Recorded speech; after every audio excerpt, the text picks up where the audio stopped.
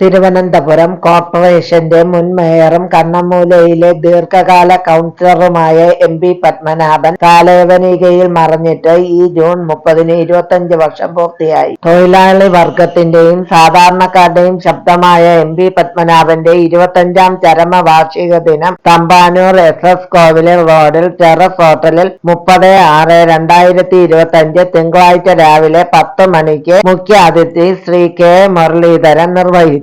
അധ്യക്ഷൻ ശ്രീ സി.പി. ജോൺ, ശ്രീ പാലോട് രവി, ശ്രീ ഭീമാവള്ളി റഷീദ്, ശ്രീ എം.ആർ. മനോജ് എന്നിവർ പങ്കെടുത്തു. എം.പി. പത്മനാഭൻ 1974, 75, 1979, 81, 1992, 94 എന്നീ കാലഘട്ടങ്ങളിൽ 3 തവണ മേയറായി സേവനമനുഷ്ഠിച്ചിട്ടുണ്ട്. 30 വർഷത്തോളം കണ്ണമ്മൂല വാർഡിൽ കൗൺസിലറായി പ്രവർത്തിച്ച അദ്ദേഹം തിരുവനന്തപുരം നഗരത്തിന്റെ വികസനത്തിന് ഗണ്യമായ സംഭാവനകൾ നൽകിയ തൊഴിലാളി വർഗ നേതാവായിരുന്നു. CPM ടിക്കറ്റിൽ 1975-ലും 1984-ലും മേയറായി തെരഞ്ഞെടുക്കപ്പെട്ടു. 2000-ൽ 64-ാം വയസ്സിൽ ദീർഘനാളത്തെ രോഗാവസ്ഥയ്ക്ക് ശേഷം അദ്ദേഹം കണ്ണമ്മൂലയിലെ വസതിയിൽ വെച്ച് അന്തരിച്ചു. എം.പി. പത്മനാഭൻ തിരുവനന്തപുരത്തിന്റെ വികസനത്തിന് പ്രത്യേകിച്ച് അടിസ്ഥാന സൗകര്യങ്ങൾ, ജനകീയ ഭരണം, സാമൂഹിക ക്ഷേമം എന്നിവയിൽ ഗണ്യമായ സംഭാവനകൾ നൽകിയ വ്യക്തിയാണ്. കണ്ണമ്മൂലയിൽ അദ്ദേഹത്തിന്റെ ദീർഘകാല സേവനവും ജനങ്ങളുമായുള്ള അടുത്ത ബന്ധവും അദ്ദേഹത്തെ ഒരു ജനകീയ നേതാവാക്കി. കണ്ണമ്മൂല പുത്തൻപാലത്ത് പിന്നോക്ക വിഭാഗക്കാർക്ക് താമസത്തിന് വേണ്ടി സഖാവ് എം.പി. പത്മനാഭന്റെ തന്നെ 1/2 ഏക്കറോളം കുടുംബ വസ്തു പോലും വിട്ടുകൊടുത്തതുകൊണ്ടാണ് നാം ഇന്ന് കാണുന്ന ആ പാർപ്പിട സമുച്ചയങ്ങൾ നിർമ്മിച്ചത്. തിരുവനന്തപുരം നഗരസഭ പണി കഴിപ്പിച്ച ശാന്തി കവാടത്തിന്റെ തറക്കല്ലിട്ടതും പേട്ട മാർക്കറ്റും കേരളകൗമുദി ഓഫീസിന് സമീപമുള്ള ഹെൽത്ത് സെന്ററും പാളയം കന്നിമോറ മാർക്കറ്റും അടക്കം നഗരത്തിന്റെ വിവിധ പദ്ധതികളിൽ സഖാവ് എം.പി. പത്മനാഭന്റെ കയ്യൊപ്പ് പതിഞ്ഞിട്ടുണ്ട്.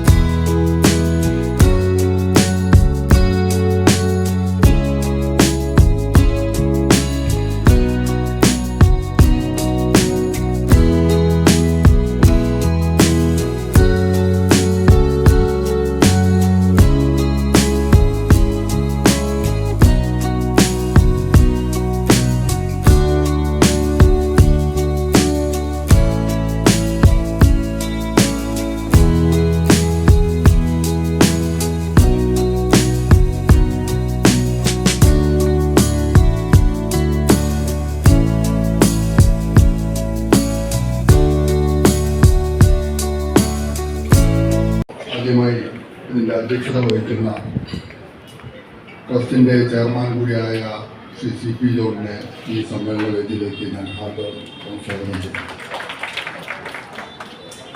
ഈ സമ്മേളനം ഉദ്ഘാടനം ചെയ്യാൻ ഇവിടെ എത്തിച്ചേരുമെന്ന് പറഞ്ഞിരുന്നത് KPC പ്രസിഡൻ്റായിട്ടുള്ള ശ്രീ സണ്ണി ജോസഫാണ്. അദ്ദേഹത്തിന് പെട്ടെന്ന് കോഴിക്കോട് കണ്ണൂർ ഒരു അത്യാവശ്യമായിട്ട് പോകേണ്ടതുണ്ട് എന്ന് പറഞ്ഞു. എന്നാൽ അത് നമ്മുടെ എല്ലാ പരിപാടികളിലും നമുക്ക് നിറസാന്നിധ്യമായി എനിക്ക് തോന്നുന്നു 25 വാർഷികം ആഘോഷിക്കുമ്പോൾ ഒരു 15 തവണയിലധികം ഈ പരിപാടിയിൽ വരികയും പലപ്പോഴായി ഉദ്ഘാടനം ചെയ്യുകയും ചെയ്തിട്ടുള്ള ശ്രീ KM തന്നെയാണ് ഇത്തവണയും ഈ പരിപാടി ഉദ്ഘാടനം ചെയ്യുന്നത്. അദ്ദേഹത്തെ ഈ വേദിയിലേക്ക് ഞാൻ ഹാർദവപൂർവ്വം സ്വാഗതം ചെയ്തു. അതുപോലെ നമ്മുടെ ഭീമാപള്ളി റഷീദ് UDFൻ്റെ കൺവീനർ കൂടിയാണ്. അദ്ദേഹം ഇവിടെ എത്തിച്ചേർന്നിട്ടുണ്ട്. അദ്ദേഹത്തെ ഈ വേദിയിലേക്ക് ഞാൻ സ്വാഗതം ചെയ്യുക. ഫാദർ സെബാസ്റ്റ്യൻ ഇവിടെ എത്തിച്ചേർന്നിട്ടുണ്ട്. അദ്ദേഹത്തെയും ഞാൻ ഈ വേദിയിലേക്ക് ഹാർദവപൂർവ്വം സ്വാഗതം ചെയ്തു. പാർട്ടിയുടെ സംസ്ഥാന സെക്രട്ടറി CA അജിയർ ഇവിടെ എത്തിച്ചേർന്നിട്ടുണ്ട്. അദ്ദേഹത്തെയും ഞാൻ ഈ വേദിയിലേക്ക് ഹാർദവപൂർവ്വം സ്വാഗതം ചെയ്തു. അതുപോലെ തന്നെ പാർട്ടി ജില്ലാ സെക്രട്ടറി മനോജ്, അനിൽ, ഗർബി, വിനോദ്, സുനിൽ തുടങ്ങിയ ഇവിടെ വന്നിട്ടുള്ള മുഴുവൻ ആളുകളുടെയും പേരെടുത്ത് പറയത്തക്ക തരത്തിൽ പരിചയവും ബന്ധങ്ങളും ഒക്കെ ഉള്ള ആളുകളാണ് ഇവിടെ എത്തിയിട്ടുള്ളത്. അവരെല്ലാം ഈ സമ്മേളന വേദിയിലേക്ക് സ്വാഗതം ആശംസിച്ചുകൊണ്ട് ഞാൻ നിർത്തുന്നു. പ്രധാനപ്പെട്ട ആളുടെ പേര് പറയാൻ വിട്ടുപോയെന്നാണ് പറയുന്നത്. ആദ്യം പറഞ്ഞു അവാർഡ് ജേതാവെന്നുള്ള മട്ടിൽ പറഞ്ഞു. എന്നാലും മേരി പുഷ്പത്തിനെ സംബന്ധിച്ച് 2 വാക്ക് പറയണം. അത് അവാർഡ് നൽകുന്ന സമയം പറയാം എന്നുള്ളത് കൊണ്ട് ഞാൻ മാറ്റിവെച്ചതാണ്. നമ്മുടെ കുന്നുകുഴി വാർഡിൻ്റെ കൗൺസിലർ എന്നുള്ള നിലയിൽ മാത്രമല്ല, ഏറ്റവും അധികം കോളനികളുള്ള തിരുവനന്തപുരം നഗരത്തിലെ ഒരു വാർഡാണ് കുന്നുകുഴി വാർഡ്. ആ വാർഡ് കൈകാര്യം ചെയ്യുക എന്ന് പറഞ്ഞാൽ അവിടുത്തെ MLAയോ MPയോ കൈകാര്യം ചെയ്യും പോലെയല്ല കൗൺസിലർ കൈകാര്യം ചെയ്യുന്നത്.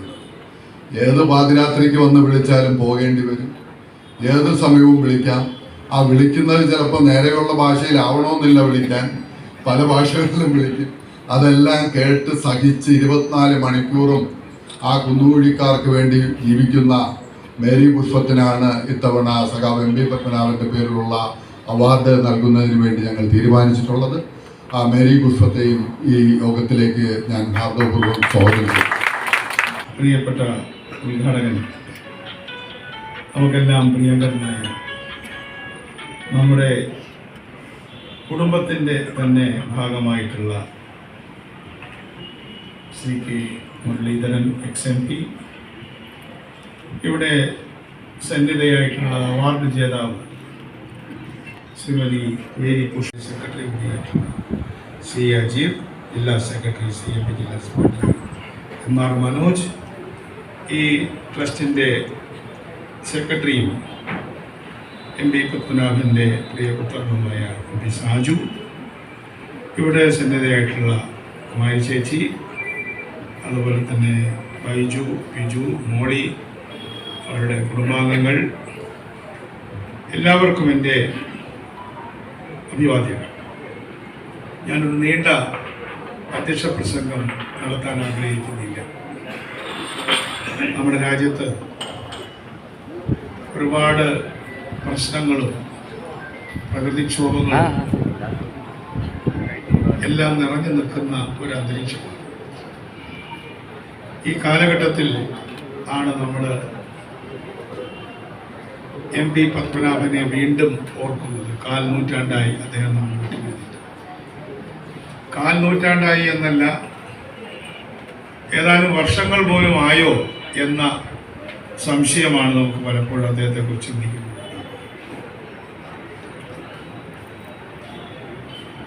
ഈ സന്ദർഭത്തിൽ നമ്മൾ അദ്ദേഹത്തിന് കൊടുക്കുന്ന അവാർഡ്, നേരത്തെ സാജു ചുരുങ്ങിയ വാക്കുകൾ പറഞ്ഞു, അദ്ദേഹത്തിൻ്റെ പ്രവർത്തന ശൈലി ഏറ്റെടുത്ത മറ്റൊരു കൗൺസിലർക്കാണ്. ഞങ്ങളെല്ലാം തിരുവനന്തപുരത്ത് വരുന്ന സമയത്ത് ഏതാണ്ട് 45-47 വർഷം മുമ്പാണ് ഇവിടെ വരുന്നത് സംഘടനാ പ്രവർത്തനം. ഞങ്ങളുടെ മനസ്സിലേക്ക് കയറി വന്നൊരു പേരാണ് എം പി പത്മനാഭൻ.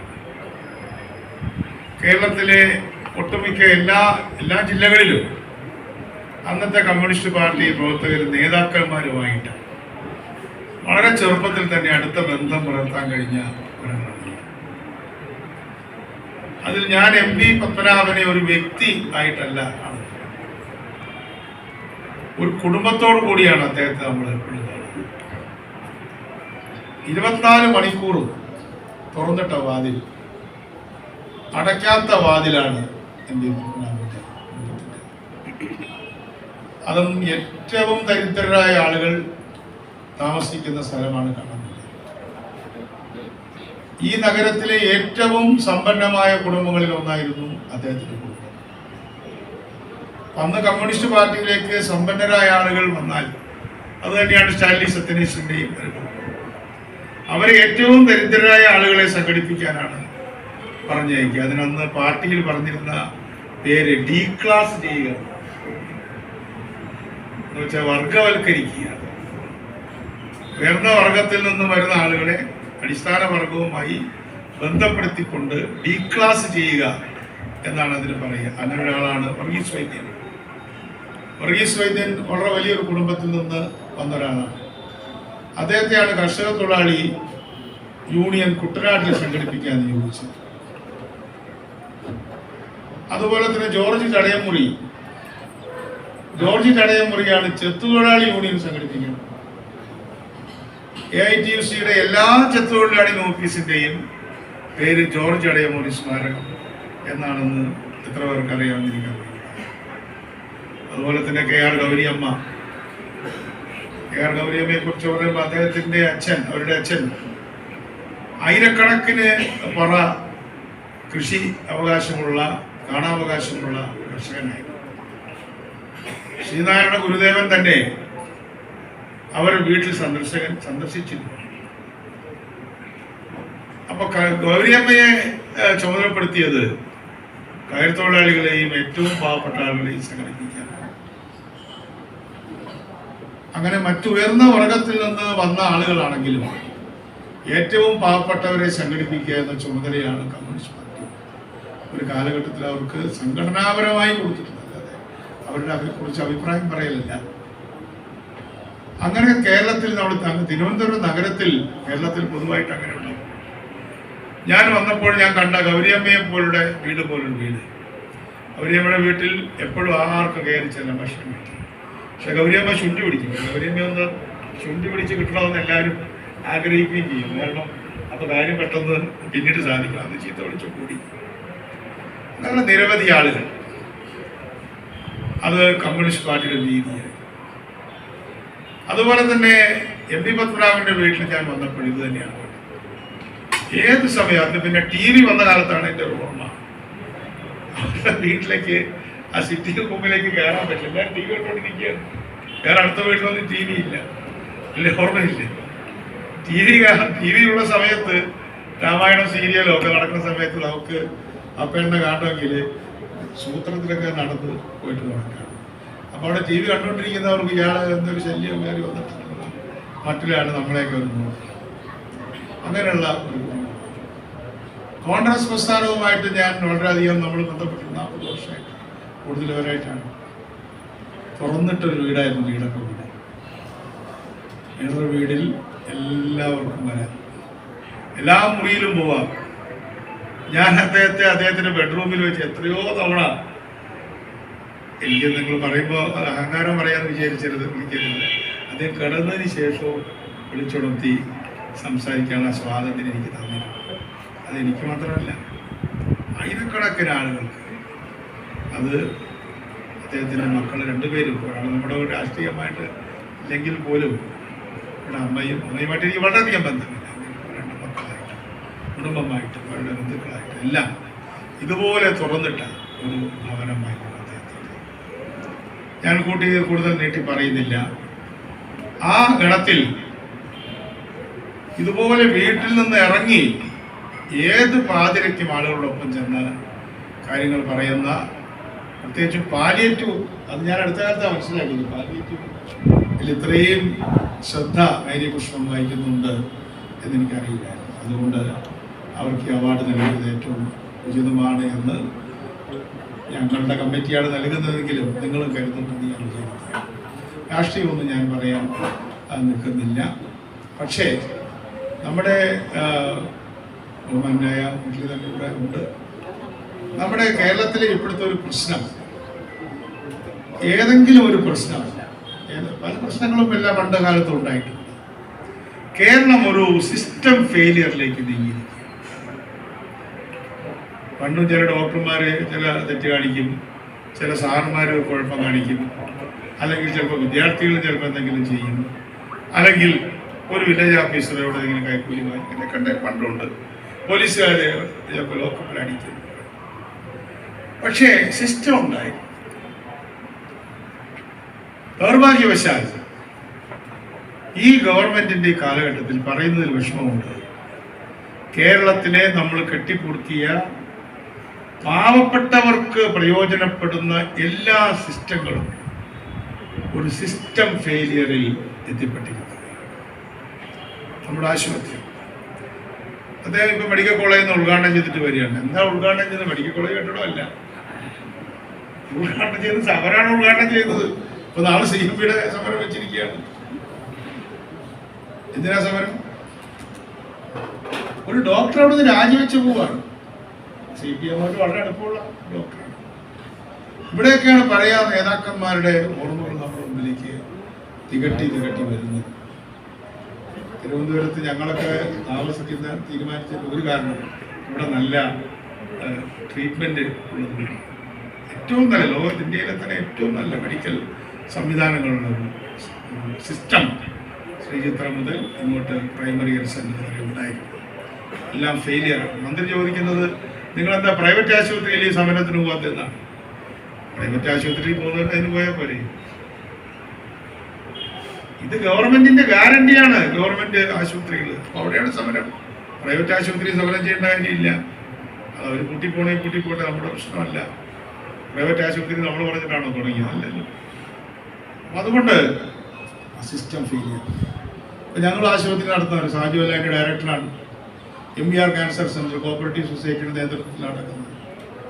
എന്തെങ്കിലും ഒരു പരാതി ഉണ്ടോ എന്നല്ല, ചിലപ്പോൾ ഒരു പരാതി പരാതി ഉണ്ടാവും. പക്ഷെ സിസ്റ്റം ഇൻ പ്ലേസ്, കൃത്യമായൊരു സിസ്റ്റം അവിടെ ഉണ്ട്.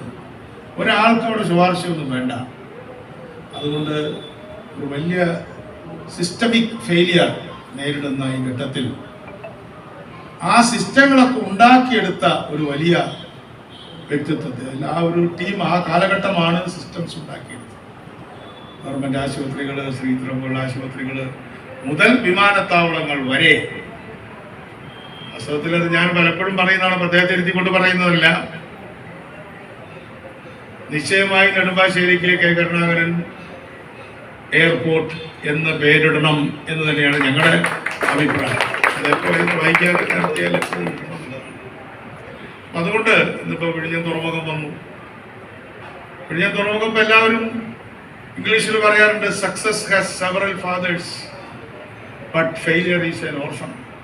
വിജയത്തിന് ഒരുപാട് പിതാക്കന്മാരുണ്ട്, പരാജയം ഒരു അനാഥനാണ്.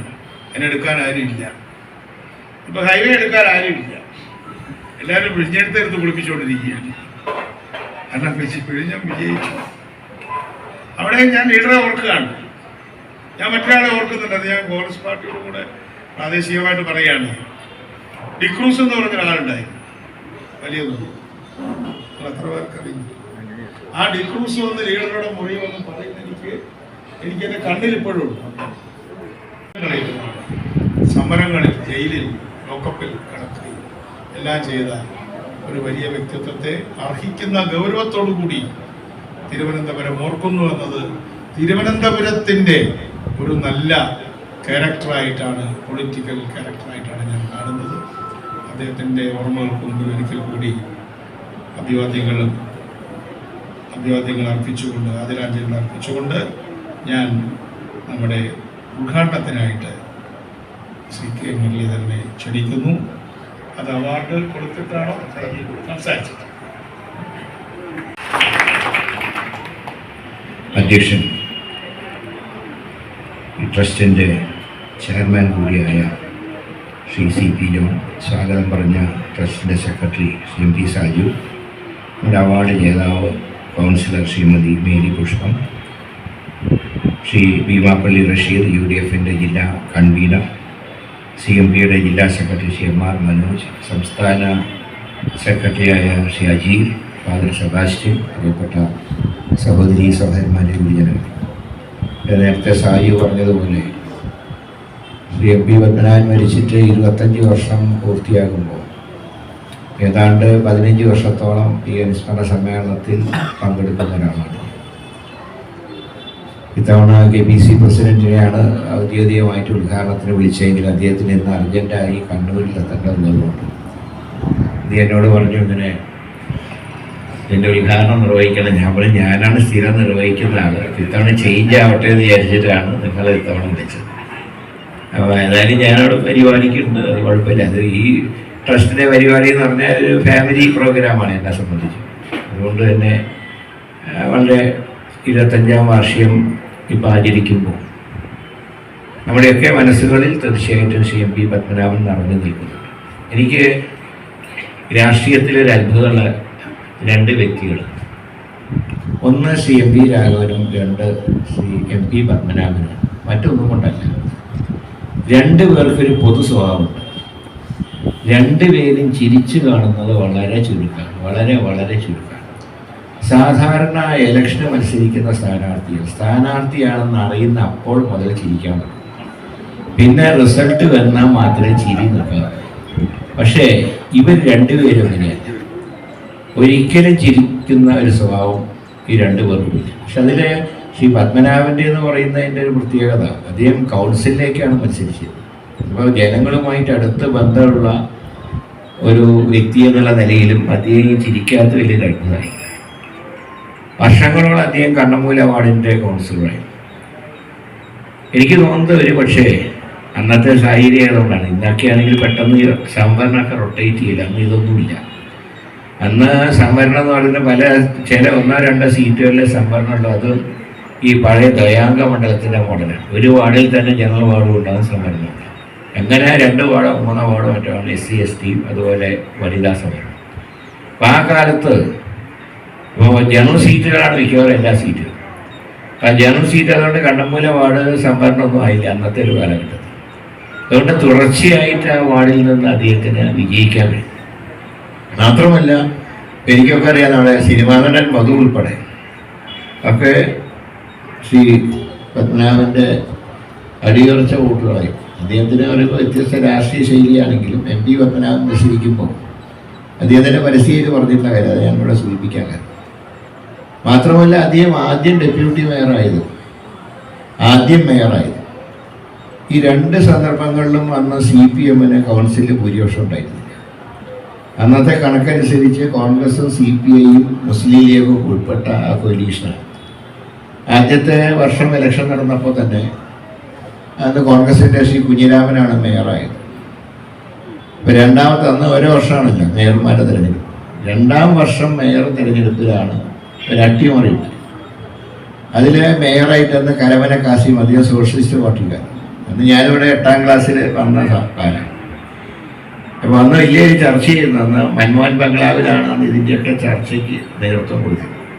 പക്ഷെ എന്തുകൊണ്ട് ഇങ്ങനെ തിരിച്ചടി ഉണ്ടായി, ആരാണ് കാലുമാറി കൂട്ടിയത് എന്നൊക്കെ ഒരു ചർച്ച വളരെ ഇതായിട്ടുണ്ടായി.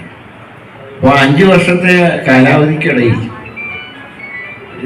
ശ്രീ പത്മനാഭൻ ആദ്യം ഡെപ്യൂട്ടി മേയർ, പിന്നെ മേയർ, ഇത് 2ഉം കോൺഗ്രസിന് ഭൂരിപക്ഷമുള്ള, അത് CPI ഉണ്ടെന്ന് കൂടെ, CPI ഉണ്ട്, മുസ്ലിം ലീഗുണ്ട്. ആ ഘട്ടത്തിലാണ് അദ്ദേഹത്തിന് ഈ 2 തെരഞ്ഞെടുപ്പുകളിൽ വിജയിക്കാൻ. അങ്ങനെയാണ് അവസാനത്തെ അടിയന്തരാവസ്ഥ കാലത്ത് അദ്ദേഹം മേയറായി. അത് ഞാൻ മുമ്പ് പറഞ്ഞില്ല, ഞാൻ ആവർത്തിക്കുകയല്ല. അപ്പോൾ അന്ന് അടിയന്തരാവസ്ഥ കാലം വന്നപ്പോൾ അന്ന് അച്യുതാനന്ദൻ മുഖ്യമന്ത്രിയാണ്. അദ്ദേഹം വിദേശത്ത് പോയി ചികിത്സയ്ക്ക്, റഷ്യയിലേക്ക്. അപ്പോൾ അന്ന് ശ്രീ K. കരുണാകരനാണ് ഇതിൻ്റെ ചാർജ്, മുഖ്യമന്ത്രിയുടെ ചാർജ്. അങ്ങനെ ഒരു ദിവസം അദ്ദേഹം പത്മനാഭനെ മൻമോഹൻ ബംഗ്ലാവിലേക്ക് വിളിപ്പിച്ചിട്ട് പറഞ്ഞു, അടിയന്തരാവസ്ഥയാണ് സഹകരിക്കുന്നത്, ഞങ്ങൾ കോർപ്പറേഷൻ്റെ ഭരണത്തിലൊന്നും ഞങ്ങൾ തലയിടില്ല, ഞങ്ങൾക്ക് സ്വതന്ത്രമായിട്ട് ഭരിക്കാം, പക്ഷേ അടിയന്തരാവസ്ഥയാണ് എന്നുള്ള കാര്യം മനസ്സിലാക്കിക്കൊണ്ട് വേണം പ്രവർത്തിക്കാൻ. അപ്പോൾ അടുത്ത വഴിക്ക് ശ്രീ പത്മനാഭൻ പറഞ്ഞ് ബുദ്ധിമുട്ടാണ്, അത് എന്നെക്കൊണ്ട് സാധ്യമല്ല, ഞാൻ അനിരുദ്ധാസയ്ക്കെതിരാണ്, അതിൻ്റെ പേരിൽ ഈ സ്ഥാനം നഷ്ടപ്പെടാനും എനിക്ക് ഒരു മടിയില്ല. അപ്പോൾ ശ്രീ കെ കരുണാകരൻ പറഞ്ഞു അങ്ങനെയാണെങ്കിൽ പത്മനാഭന് ഒരു ടാക്സി വിളിച്ച് ഞാൻ തരാം. അങ്ങനെ അറ്റൻഡറെ വിളിച്ച് ടാക്സി വിളിച്ചിട്ട് പത്മനാഭനെ വീട്ടിലേക്ക് എത്തിക്കുക. കാരണം അദ്ദേഹം വന്നത് കോർപ്പറേഷൻ മേയറുടെ വലിയൊരു കാറുണ്ട് അതിലാണ്. അതായത് പിരിച്ചുവിടുന്ന ഒരു ഫയലും കൂടെ കെ കരുണാകരൻ്റെ മുമ്പിലുണ്ടായിരുന്നു. പത്മനാഭൻ ഇത് പറഞ്ഞ് തള്ളിക്കളഞ്ഞാൽ ഉടനെ ഫയല് കോർപ്പറേഷൻ പിരിച്ചു വിട്ടുകൊണ്ടുള്ള ഫയൽ. അതെ, ഇന്ദിരാഗാന്ധി വന്നപ്പോൾ ബോയ്ക്കോട്ട് ചെയ്തു. അന്ന് അതൊരു രസകരമായിട്ടുള്ള കാർട്ടൂൺ ഉണ്ടായി. അന്ന് പത്മനാഭൻ മേയറായിട്ട് വന്നപ്പോൾ ഡെപ്യൂട്ടി മേയർ ഇലക്ഷനിൽ കോൺഗ്രസ് ഒക്കെ ജയിച്ചു. അപ്പോൾ പഴയ പൂയപ്പര ഉണ്ണിയാണ് ഡെപ്യൂട്ടി മേയർ. അപ്പോൾ ഇന്ദിരാഗാന്ധി വരുമ്പോൾ മേയർ ബോയ്ക്കോട്ട് ചെയ്തു. അപ്പോൾ ഡെപ്യൂട്ടി മേയറാണ് സ്വീകരിക്കാൻ ചെന്നത്.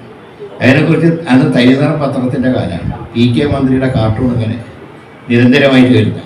അപ്പോൾ അതിൽ ഈ ഉണ്ണിക്ക് കുറച്ച് പൊക്കം കുറവായി. ഇന്ദിരാഗാന്ധി വന്നപ്പോൾ കാർട്ടൂണാണ്.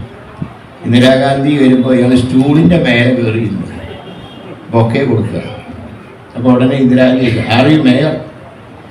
ഉടനെ Poojappura no madam, I am the deputy mayor because mayor is mark list എന്ന് പറഞ്ഞിട്ടുള്ളൊരു കാർട്ടൂൺ പ്രോഗ്രാം. അതാണ് ഞാൻ പറഞ്ഞത്, ഈ സ്ഥാനമാനങ്ങൾ ഒരിക്കലും ആഗ്രഹിക്കാത്ത ആദർശങ്ങളിൽ ഉറച്ചു നിന്ന വ്യക്തിയായിരുന്നു ശ്രീ പത്മനാഭൻ. അതുകൊണ്ട് തന്നെയാണ് MV രാഘവനെ CPM ൽ നിന്ന് പുറത്താക്കിയപ്പോൾ അത് അംഗീകരിക്കാൻ തയ്യാറായില്ല. കാരണം പാർട്ടിക്കകത്ത് ആണ് അദ്ദേഹം ബദൽ രേഖ വയ്ക്കുന്നത്, പാർട്ടിക്ക് പുറത്തല്ല. അപ്പം പാർട്ടിയിൽ ജനാധിപത്യമുണ്ട്. ആ ജനാധിപത്യം അനുസരിച്ച് പാർട്ടിയുടെ യോഗത്തിൽ, പാർട്ടി സമ്മേളനത്തിൽ ബദൽ രേഖ വെച്ചതിനാണ് പുറത്താക്കി. അത് ശരിയല്ല, അത് കമ്മ്യൂണിസ്റ്റ് തത്വങ്ങൾക്കെതിരാണ് എന്ന് പരസ്യമായി പറഞ്ഞുകൊണ്ട് തന്നെയാണ് ശ്രീ പത്മനാഭൻ MV രാഘവൻ പിന്തുണ പ്രഖ്യാപിച്ചത്. ഏതായാലും 94 അദ്ദേഹം ആദ്യമായിട്ട് UDF പിന്തുണയോടുകൂടെ മേയറായി. അപ്പോൾ ഒരു വർഷം വീതമുള്ള മേയറുടെ ആ സംവിധാനത്തിൽ അവസാനത്തെ മേയർ ശ്രീ MV പത്മനാഭനായി. പിന്നീട് അദ്ദേഹം മത്സരിച്ചിട്ടില്ല, ഇലക്ഷൻ മത്സരിച്ചിട്ടില്ല. അങ്ങനെയുള്ള എത്രയോ കാര്യം. അപ്പോൾ നഗരസഭയിൽ അന്നത്തെ കാലത്തൊക്കെ സത്യം പറഞ്ഞാൽ ഏത് മുന്നണി ഭരിക്കുമ്പോഴും അന്നൊക്കെ ഒരു നാദനുള്ള അവസ്ഥയാണ്. ഇന്നത്തെ അവസ്ഥയെന്ന് ഞാൻ പറയുന്നില്ല, രാഷ്ട്രീയത്തിലേക്ക് കൂടുതൽ കിടക്കുകയല്ല. ഇന്ന് എന്താ നമ്മുടെ നാടിൻ്റെ അവസ്ഥ? ഇപ്പോൾ കഴിഞ്ഞ നിലമ്പൂർ ഇലക്ഷൻ്റെ റിസൾട്ട് വന്നു. ആ റിസൾട്ടിൽ ഇത്രയധികം ഇന്നത്തെ നിലമ്പൂരെന്ന് പറഞ്ഞാൽ പഴയ നിലമ്പൂരല്ല. പണ്ട് ആര്യാട് മോഹനെ ജയിപ്പിച്ച പഞ്ചായത്തുകളൊക്കെ 2000 വോട്ട് ലീഡ് കിട്ടുന്ന കാളികാവും 1500 വോട്ട് വാർഡ് കിട്ടുന്ന ചോക്കോട് പഞ്ചായത്തും അത്രയും ലീഡ് കിട്ടുന്ന ചാലിയാർ പഞ്ചായത്തൊക്കെ വണ്ടൂരേക്കും ഏറനാടേക്കും പോയി. ഇപ്പം ശരിക്കും 50-50 ചാൻസ്. ഈ പുതിയ നിയോജകമണ്ഡലം വന്നപ്പോൾ ഷിയാരിയാട് മുഹമ്മദ് തന്നെ 5600 വോട്ടിനാണ് ശ്വാസം മുട്ടി ജയിച്ചത്. അവിടെ 11000-ൽ പരം വോട്ടിന് ജയിക്കാനുള്ള കാരണങ്ങളിൽ മുഖ്യ വിഷയം വന്യമൃഗങ്ങളുടെ ശല്യം സർക്കാരിന് അനങ്ങാൻ പറഞ്ഞത്. ഇവിടെ ശ്രീ ജോൺ പറഞ്ഞ പോലെ സിസ്റ്റം അതിപ്പോൾ എല്ലാ വകുപ്പുകളെയും ബാധിച്ചിട്ടുണ്ട്. എന്തുകൊണ്ടാണ് സിസ്റ്റം ഫെയിലിയർ ആവുന്നത്? അത് ഓപ്പറേറ്റ് ചെയ്യുന്നവരുടെ കുഴപ്പം. ഇന്നലെ ആരോഗ്യമന്ത്രി പറഞ്ഞത് സിസ്റ്റം സിസ്റ്റത്തിൻ്റെ കുഴപ്പമാണ്. അതിൻ്റെ അർത്ഥം സിസ്റ്റം ഫെയിലിയറായി. സിസ്റ്റം ഫെയിലിയർ ആകുമ്പോൾ സിസ്റ്റം ഓപ്പറേറ്റ് ചെയ്യുന്ന ആളല്ലേ ഉത്തരവാദി. ഇപ്പോഴത്തെ അവസ്ഥ എന്താണെന്ന് പറഞ്ഞാൽ ഈ വനപ്രദേശങ്ങളുടെ പരിസരത്ത് താമസിക്കാൻ നിർത്തിയില്ല. കാരണം കാട്ടാനയും എല്ലാം ഇറങ്ങി വരിക. അപ്പോൾ വനപ്രദേശത്ത് മാത്രമല്ല, വനത്തിൽ നിന്നും വന്യമൃഗങ്ങൾ പറയും. ഡോക്ടർ ആലി സസൻ എന്ന യൂറോളജിയുടെ ഹെഡാണ് പറയുന്നത്, ഓപ്പറേറ്റ് ചെയ്യാൻ 4 രോഗികൾ കിടക്കുകയാണ്. കഷ്ടി ഒരാൾക്ക് ഓപ്പറേഷൻ നടത്തി, ബാക്കി 3 പേര് ബാക്കിയുണ്ട്. ഇവിടെ തന്നെ നിങ്ങൾക്കറിയാം, ഒരു ലിഫ്റ്റിൽ ഒരാൾ കുടുങ്ങിയിട്ട് 48 മണിക്കൂറാണ് ലിഫ്റ്റിൽ കുടുങ്ങി. എങ്ങനെ രക്ഷപ്പെട്ടു എന്ന് ആർക്കും അറിയില്ല. എന്താ ഭാഗ്യം, അത്രയേറെ ആയുസുണ്ട് നടത്തും. പിന്നെ അത് ഒരുപാട് തകരാറ്. കോഴിക്കോട് മെഡിക്കൽ കോളേജിൽ പൈസ കൊടുക്കാനില്ലാത്തതുകൊണ്ട് മരുന്ന് കൊടുക്കുന്നില്ല. പല പ്രാഥമിക ആരോഗ്യ കേന്ദ്രങ്ങളിൽ ചെന്നാലും മരുന്നില്ല. പലയിടത്തും ഡോക്ടർമാരില്ല. താഴെത്തട്ടിലൊക്കെ പ്രൈമറി ഹെൽത്ത് സെൻ്ററൊന്നും ഡോക്ടർമാരില്ല. അതുപോലെ ശുശ്രൂഷിക്കാനുള്ള നഴ്സുമാരുടെ അഭാവം. ഇതെല്ലാം ഒരേലും മരുന്നുകളുടെ. ഇപ്പം മിനിഞ്ഞാന്നൊരു വാർത്ത എന്ന പത്രത്തിലുണ്ട്, ഒരു തൊഴിലാളി ബിൽഡിംഗ് നിന്ന് വീണ് പരിക്ക് പറ്റി. പ്രോട്ടോക്കോളിൽ താഴോട്ട് വരുന്നോറും ഉത്തരവാദിത്തം വർദ്ധിക്കും. ഇപ്പം ഞാനൊക്കെ MP ആയിരുന്നപ്പോൾ ഇങ്ങനെ ഒരൊറ്റ യാത്രയാണ്, ഒറ്റ ടൂറൊക്കെ നടത്തിയാൽ എല്ലായിടത്തും ഓടിയെത്തി. പക്ഷെ MLA ആകുമ്പോൾ അങ്ങനെയല്ല. ഇവിടെ MLA ആയിരുന്നപ്പോൾ അധികം പുറത്ത് പോകാറില്ല നഗരത്തിൽ. കൗൺസിലറാണെങ്കിൽ ഒട്ടും പോകാൻ പറ്റില്ല. MP-നെ ഒരാഴ്ച കണ്ടില്ലെങ്കിൽ ചോദിക്കും സാർ എന്നാ ഡൽഹിയിൽ നിന്ന് വന്നത്. ഇവിടെ പിന്നെ അങ്ങനത്തെ കുഴപ്പമില്ല. പക്ഷേ സാധാരണ രീതിയിൽ MP-നെ ഒരാഴ്ച കണ്ടില്ലെങ്കിൽ സാറ് ഇവിടെ പിന്നെ വല്ലപ്പോഴും കണ്ടാലേ കുഴപ്പമുള്ളൂ. പക്ഷേ ബാക്കിയുള്ള സ്ഥലത്ത് അതങ്ങനെയല്ല. ഒരു MP പുറത്തു പോയാൽ എന്നാ സാർ എന്നാ ഡൽഹിയിൽ നിന്ന് വന്നതെന്ന് ചോദിക്കും. നഗരത്തിൻ്റെ പുറത്തൊക്കെയുള്ള ഒരു MLA ആണെങ്കിൽ ചോദിക്കും സാർ എന്നാ തിരുവനന്തപുരത്ത് വന്നതെനിക്ക്. ഒരു കൗൺസിലർ ഒരു ദിവസം കണ്ടില്ലെങ്കിൽ ഇന്നലെ എവിടെയായിരുന്നു എന്നാണ് ചോദിക്കും. കാരണം പൈപ്പിന് വെള്ളം വന്നില്ലെങ്കിൽ ഉടനെ കൗൺസിലർക്ക് ചീത്ത കിട്ടുക. എന്നെ MLA-നെ MP-നെ ഉടനെ കിട്ടി. ഞാൻ MLA ചെയ്യുന്നപ്പോൾ എന്നോട് പറയാറ് കേട്ടോ. ബാക്കി ഞാൻ പറഞ്ഞ മറ്റുള്ളവരുടെ അവസ്ഥ ഞാൻ പറഞ്ഞു. അപ്പം അത്രയേറെ ഉത്തരവാദിത്വം.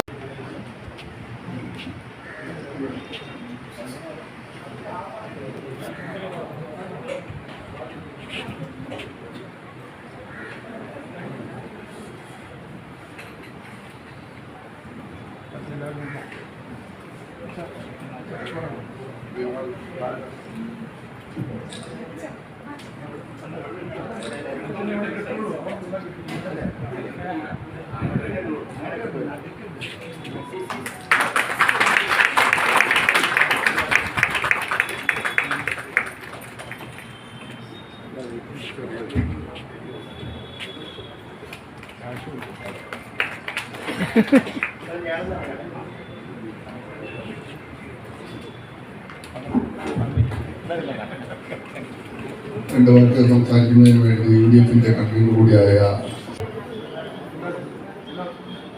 CP ജോൺ,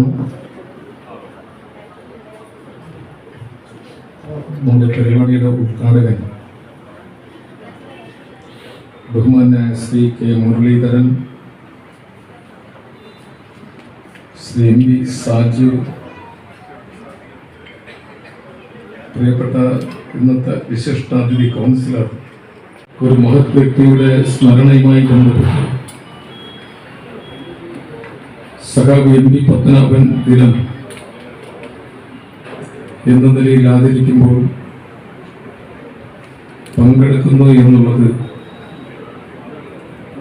വളരെ ശരിയായ മാർഗദർശനമാണ്. ബഹുമാനരായ, എനിക്ക് തോന്നുന്നത് കേരളത്തിൽ ഒരു നേതാവ്, അദ്ദേഹത്തിൻ്റെ ഭാര്യ, അദ്ദേഹത്തിൻ്റെ മകൻ, മൂന്നുപേരും തിരുവനന്തപുരം നഗരത്തിൻ്റെ കൗൺസിലർമാരായി എന്നുള്ളത് വലിയൊരു കാര്യമായി ചരിത്രം രേഖപ്പെടുത്തും. വളരെ വിനീതനായ എനിക്ക് മഹത്തായി 3 വ്യക്തികളുടെയും കൂട്ടത്തിൽ കൗൺസിലറാകാൻ കഴിയും. സഖാവ് MP പത്മനാഭന്റെ കൂടെ, അദ്ദേഹത്തിന്റെ പുത്രന്റെ കൂടെ അദ്ദേഹത്തിന്റെ ഭാര്യയുണ്ട്. ദീർഘനാൾ തിരുവനന്തപുരം നഗരത്തിന്റെ ഒരു കൗൺസിലറാകുന്ന വ്യക്തി എന്ന നിലയിൽ സഖാവ് MP പത്മനാഭന്റെ ദീർഘവീക്ഷണവും നിസ്വാർത്ഥവുമായ സേവനം വിലമതിക്കാനാവാത്ത പ്രവർത്തനങ്ങളാണ്. സഖാവ് MP പത്മനാഭന്റെ സവിശേഷമായ ജീവിത രീതി CP ജോൺ വാക്കുകളിൽ കൂടി നമ്മളെ മുമ്പിൽ അവതരിപ്പിച്ചു. കേരള രാഷ്ട്രീയത്തിൽ വിപ്ലവകരമായ ഒരു കാലഘട്ടം മാറ്റത്തിലൂടെ നടന്നു പോകുന്ന ഒരവസരത്തിൽ സഖാവ് MP രാഘവനും MP പത്മനാഭൻ ഉൾപ്പെടുന്ന CP ജോൺ ഉൾപ്പെടുന്ന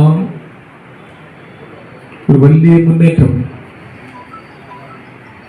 നാം കണ്ടതാണ്. മഹത്തായ സഖാവ് MP പത്മനാഭന്റെ സ്മരണ ദിനവുമായി ബന്ധപ്പെട്ട് BJP ഹാളിൽ വിനീതനായ എനിക്ക് ഇതുപോലുള്ള സമ്മാനം നൽകി ആദരവ് നൽകി. സഹാബി പത്മനാഭന്റെ സ്മരണയുമായി ബന്ധപ്പെട്ട് അദ്ദേഹത്തിന്റെ സിനിമാ ഫീൽഡിൽ നിൽക്കുന്ന മകനും അദ്ദേഹത്തിന്റെ കുടുംബാംഗങ്ങളും കാര്യപ്പെട്ട സേവനങ്ങൾ നടത്തുന്നവരാണ് പൊതുപ്രവർത്തനങ്ങൾ. ഞാൻ ദീർഘമായി സംസാരിക്കുന്നില്ല. വളരെ സ്മരണ നിറഞ്ഞു നിൽക്കുന്ന ഈ ദിനത്തിൽ പുതിയ തലമുറയ്ക്കും നമുക്കും കരുത്തും ശക്തിയും പകരുവാനും നന്മ നിറഞ്ഞ ഈ ദിനത്തിനേറെ സഹായകരമാകട്ടെ എന്ന് പ്രാർത്ഥിക്കുന്നു. ആശംസകൾ നേരുന്നു.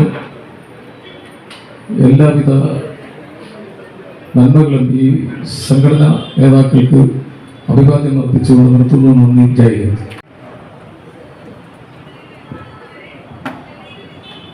വേദിയിലും സദസ്സിലും ഉള്ള ബഹുമാന്യരായിട്ടുള്ള വ്യക്തിത്വങ്ങളെ ഞാൻ ഒരു പേര് പറഞ്ഞ സമയം കളയുന്നില്ല.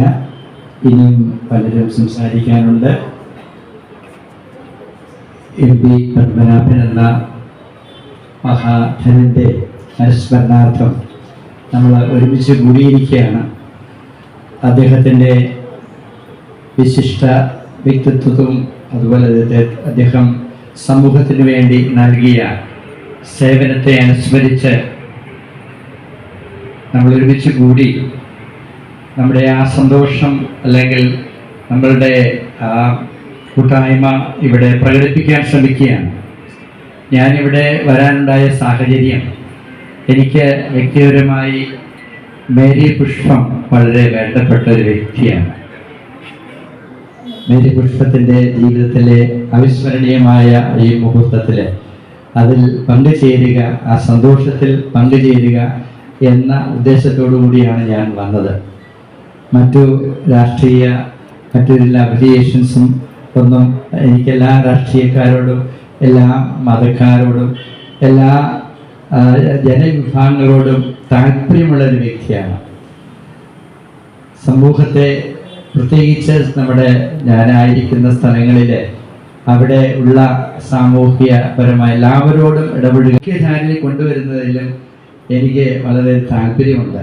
ഞാനായിരിക്കുന്ന പള്ളിയിലും അതുപോലെ പ്രവർത്തിക്കുന്ന ഇടങ്ങളിലെല്ലാം സ്ത്രീകൾക്ക് അവർക്ക് മുൻഗണന കൊടുക്കാനും അവരെ പ്രാപ്തരാക്കാനും അവരെ ശാക്തീകരിക്കാനും ഞാൻ പല രീതിയിൽ ശ്രമിക്കാറുണ്ട്. അപ്പം ഞാൻ മേരി പുഷ്പവുമായിട്ട് ഇടപെട്ടപ്പോൾ എനിക്ക് വളരെ ഇഷ്ടപ്പെട്ടു. മേരി പുഷ്പത്തിൻ്റെ ആ വൈബ്രൻസി എനിക്ക് വളരെ ഇഷ്ടപ്പെട്ടു. ഈ പ്രകാരം ഒരു അവാർഡിന് വേണ്ടി തിരഞ്ഞെടുത്തതിലും അതുപോലെ മേരി പുഷ്പത്തിൻ്റെ സേവനത്തെ ഞങ്ങൾ അംഗീകരിക്കുന്നതിലും അതുകൂടാതെ മേരി പുഷ്പത്തെ ഞങ്ങളെ പ്രൊമോട്ട് ചെയ്യുന്നതിലും ഉള്ള സന്തോഷവും അഭിമാനവും രേഖപ്പെടുത്തിക്കൊണ്ട് എൻ്റെ വാക്കുകൾ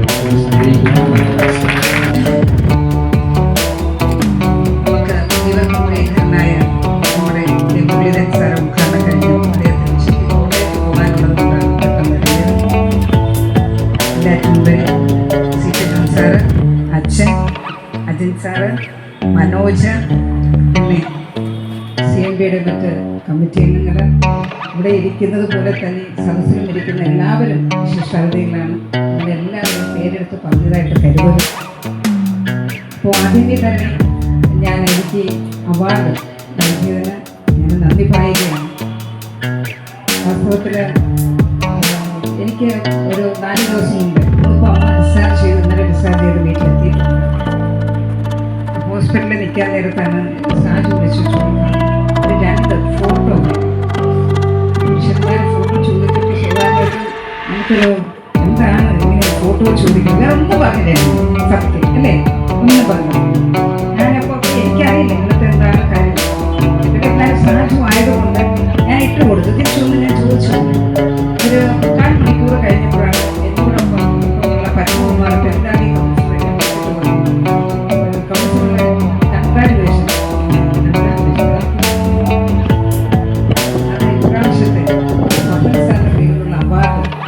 ഈ പുഷ്പത്തിനാണ് അത് ഒരു മെസ്സേജ് പോസ്റ്റ് ചെയ്തു എൻ്റെ വാർഡിലെ പ്രസിഡൻസിലൊക്കെ പോസ്റ്റ് ചെയ്തു. കഴിഞ്ഞിട്ട് വീണ്ടും അടുത്ത ദിവസം ഞാൻ സ്റ്റാൻഡിന് നേരിട്ട് വിളിച്ചു, എന്തിനാണ് എനിക്ക് അവാർഡ് നൽകിയത്? കാരണം ഞാൻ ചെയ്യുന്നത് എന്താണെന്ന് എനിക്ക് തന്നെ അറിയില്ല. എന്നെ കൊണ്ട് ചെയ്യാൻ പറ്റുന്നതെല്ലാം, കാരണം അവര് എൻ്റെ വാർഡിലുള്ളവരാദ്യം നിങ്ങൾക്കറിയാം, ഞാനിത് രണ്ടാമത്തെ ടൈമാണ്. ആദ്യത്തെ പ്രാവശ്യം വെറും 3 വോട്ടിൻ്റെ ഭൂരിപക്ഷത്തിന്